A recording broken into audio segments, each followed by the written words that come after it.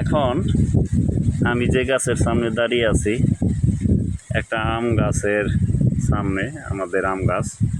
এটা হলো বাংলাদেশের সে বিখ্যাত জাতীয় আম, আম্রপালি বলা হয়ে থাকে এই আমটাকে। আসলে আপনি যত আমই খান, আম্রপালির উপরে কোনো আম নেই।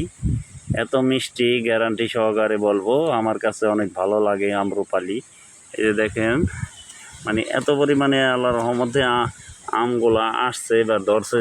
এই যে দেখেন, আম মাটির সাথে গড়াগড়ি খাচ্ছে। এই যে দেখেন, এই যে মাটির সাথে গড়াগড়ি খাচ্ছে। এই যে মাটি আপনার আমের ফাড়ে ডালটা নিয়ে গেছে।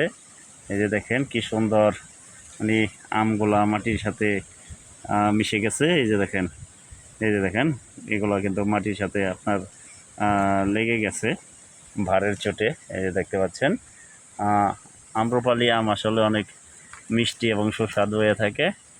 এটা আপনার কাঁচা, কিছুদিন পরে পেকে যাবে। ধন্যবাদ সবাইকে, সবাই ভালো থাকবেন। আমার ভিডিওটা বেশি বেশি শেয়ার করবেন।